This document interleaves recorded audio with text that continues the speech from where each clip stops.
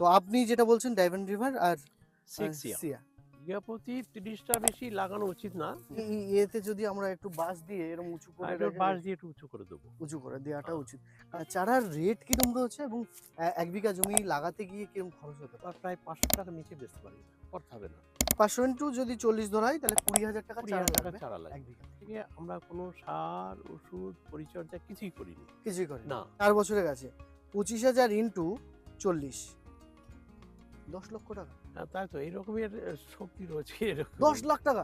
30টা গাছেও যদি হ্যাঁ। এইরকম ফলন হয় তাহলে কত টাকা আয় হতে পারে। ১০ লক্ষ টাকা ১ বিঘা জমি থেকে আয় শুনে যে কেউ গালাগালি করবে। বলে ১০ লক্ষ ঠিক টাকা হতে পারে।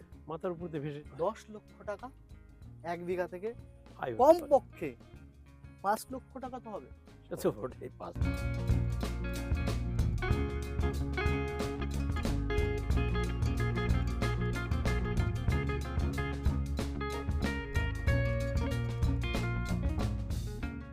লঙ্ঘন চাষ করে ১ বিঘা থেকে আয় করবেন ১০ লক্ষ টাকা। শুনে অবাক মনে হচ্ছে? হ্যাঁ, অবাক হওয়ারই কাজ করেছেন এই কৃষক। ১ বিঘা জমি থেকে আয় করছেন ১০ লক্ষ টাকা। কিভাবে? সেটাই দেখাবো আজকের ভিডিওতে। সঙ্গে থাকুন, দেখতে থাকুন as Agri YouTube channel. This channel does not promote any violent, harmful, or illegal activities. All content provided by this channel is meant for an educational purpose only. দিব্যেন্দুবাবু কেমন আছেন? ভালো আছে। লঙ্ঘনের তো এবছর ৪র্থ বছর। ঠিক। আমরা ২ বছর ধরে কভারেজ করে এসেছি। এবছর তো একটা গাছে প্রায় কুইন্টাল।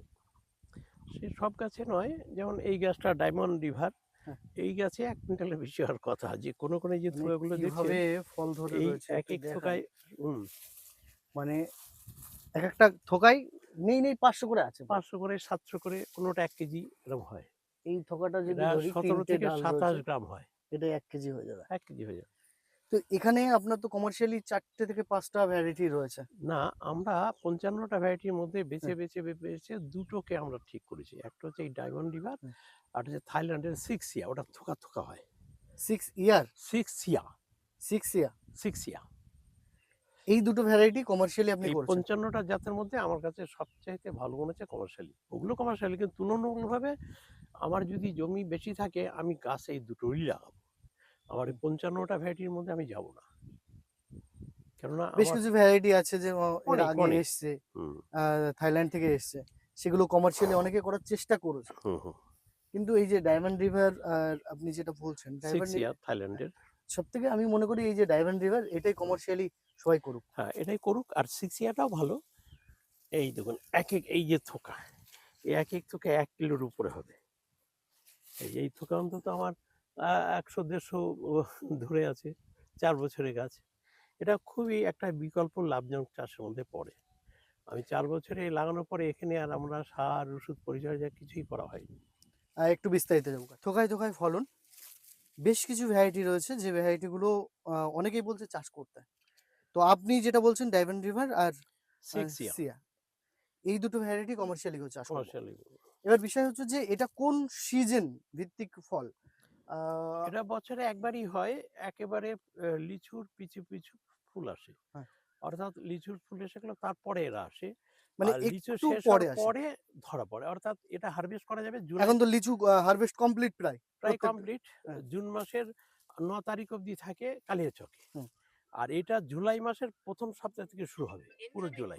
বিঘা প্রতি কতগুলো গাছ লাগানো উচিত আপনি মনে করছেন? বিঘা প্রতি ৩০টা বেশি লাগানো উচিত না। হুম। অন্তত ২২ ফুট ২৫ ফুট দূরে লাগানো উচিত। কেননা দীর্ঘমেয়াদী গাছ। এটা খাড়া কম হয়। দেখতেই পাচ্ছেন সব মাটিতে ঠেকে গেছে। তো এই যে আপনি বলছেন ৩০ থেকে ৪০ টা বসালে ঠিক আছে। ঠিক আছে। তো কত বাই কত ডিসটেন্স করা উচিত? অন্তত ২২ ফুটের নিচে নয়। ২২ থেকে ২৫ ফুট পরপর লাগানো উচিত। এগুলো খুব ঘন লাগানো আছে ১০ ফুট পরপর। দেখতেই পাচ্ছেন এটা আমরা খানিকটা ট্রায়াল করতে গেছিলাম যে ১০ কি ফুট পর। দাঁড়ায়। হ্যাঁ। আর আমরা এটা ওই লিচুর মতোই লাগানো উচিত। লিচুর মতো লাগানো না, লিচু তো অনেক বড় গাছ। এটা অত হ্যাঁ। বড় গাছ হয় না।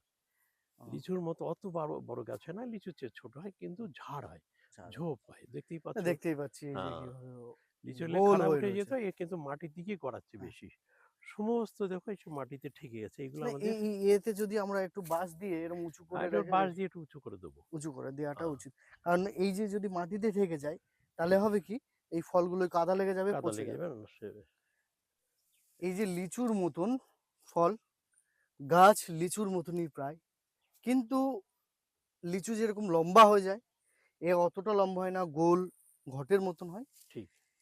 এবার ব্যাপার হচ্ছে যে এই চাষটা কি কি প্রসেস রয়েছে যে একটু আমাদেরকে জানান। এটা অন্তত যদি আমরা 20 ফুট 25 ফুট পরপর লাগে ভালো, এটা হুম, তো আমাদের 10 ফুট পরপর হয়ে গেছে, এটা হ্যাঁ। তো বেশি দিন থাকবে না। না, একটা তাহলে মিডিলে কেটে দিতে হবে। কেটে দিতে হবে, আমরা কাটতে চাই না। আমরা চাই একটা স্থায়ী গাছ বসাতে, মাঝে আমরা সাথী ফসল হিসেবে 2 লাইন পেয়ারা করে নিলাম 6 বছর। হুম, হ্যাঁ, তারপরে পেয়ারা তো 6 বছর রাখা যায় না, উঠে গেল। হুম, এটা তখন ক্যানোপি এমন ভাবে হয়ে গেল, হুম। আমার আর পুরো ফলনে চলে আসলো। হ্যাঁ, যতদিন না গাছ কভার করছে ততদিন আমরা পেয়ারাতে সাথী ফসল হিসেবে করে নিতে হ্যাঁ, পারবো। করে নিতে পারবো। এবার বিষয় হচ্ছে যে এই চারার রেট কিরম রয়েছে এবং 1 বিঘা জমি লাগাতে গিয়ে কিরম খরচ হতে পারে? হ্যাঁ, চারা রেট হয়েছে, এই যে চারাগুলো আমরা হুম, এখান থেকে গ্রাফটিং করব। হ্যাঁ, এটা কাটার পরে চারা হবে, গ্রাফটিং করব। হ্যাঁ, গ্রাফটিং করার পরে ৩ মাস ৩.৫ মাস হ্যাঁ, জোর হবে হ্যাঁ। আরকি। তা দেখা যায় এই মর্টালিটি প্রচুর। ৬০ প্রচুর থেকে মর্টালিটি। ৭০ ভাগ মর্টালিটি আছে। মর্টালিটি। যার ফলে সব মিলিয়ে আমরা গাছের চারা আমরা প্রায় ৳৫০০ নিচে বেচতে পারি না। করতে হবে না।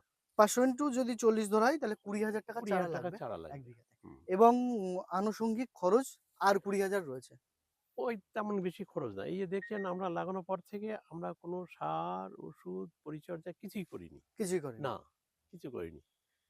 অথচ বিনা পরিচর্যায় যার ফলে এই গাছের পাতা সব হলুদ, অর্থাৎ খাবার নেই, গাছের খাবার নেই। একটু একটু খাবারের প্রয়োজন খাবারটা আছে। দেওয়া দরকার ছিল। হ্যাঁ, মানে না, কোনো যেভাবে খাবার না দিয়ে এত প্রচুর ফল, প্রচুর ফল। খাবার দিলে মানে প্রচুর ফলন। বলে বোঝাতে পারবো না এত ফল রয়েছে। হুম। আ এই যে এদিকে আসতে বলবো, এদিকে এসে দেখুন যে একটা গাছে ৪ বছরের গাছ অন্তত ১০০ কেজি মিনিমাম ধরে আছে। এই দেখুন। কিভাবে ফল ধরে রয়েছে? হ্যাঁ, এটা এটা দেখুন অন্তত মিনিমাম ১০০ কেজি। ১০০ কেজি। মিনিমাম ১০০ একটা কেজি। গাছে যদি ১০০ কেজি ফল ধরে আর তাহলে তো বহরমপুরের এক প্রচুর, ব্যাপারী প্রচুর, প্রচুর বহরমপুরের এক পয়সা। ব্যাপারী ও ৳২৫০ করে কিলো সব নিয়ে যায়। ও ২, ৩, ৪ দিনের মধ্যে সব ভেঙে নিয়ে যায়। এটাই আমি একটা হিসাব করে দেখছি যে ৳২৫০ কেজি যদি হয়, ২৫০ ইন্টু ১০০ কেজি। ৳২৫,০০০ একটা ৳২৫,০০০ গাছে। একটা গাছ, ৪ বছরের গাছ। ৪ বছরের গাছে।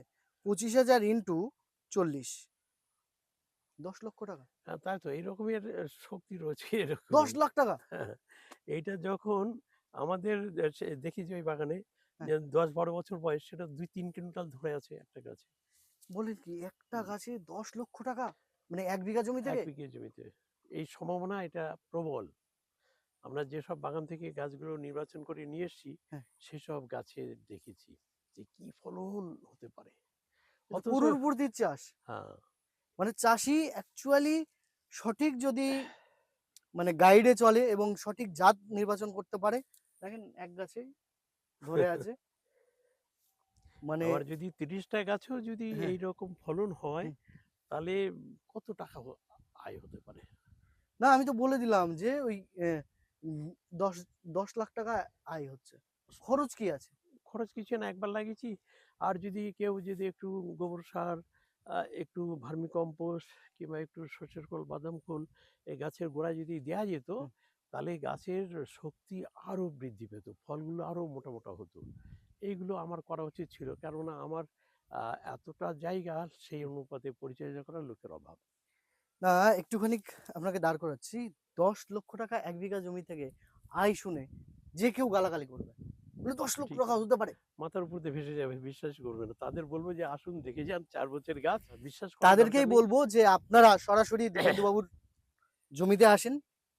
কিভাবে ফলন, কিভাবে ফলছে, কিভাবে আ চারা লাগিয়েছেন, কত বাই কত লাগিয়েছেন, কত লাগানো উচিত পরামর্শ নিয়ে যান। আমাকে সরাসরি বা এই ভিডিও দেখে অবাক হওয়ার কোনো প্রয়োজন নেই। ৳১০,০০,০০০ ১ বিঘা থেকে আয় হতে পারে। কমপক্ষে ৳৫,০০,০০০ তো হবে। সে তো বটেই, ৫ লক্ষের বেশি। আমরা দুভাবে ইনকাম হতে পারে। একভাবে ফল বিক্রি করে, হুম, আর এখন ফলের যেহেতু এটা নতুন একটা ভ্যারাইটি, সব জায়গায় অ্যাভেলেবেল নয়, কারো হুম। নেই। তাহলে এটা দিয়ে যদি কেউ চারা তৈরি করে, আবার আরেক রকম আয় হতে পারে।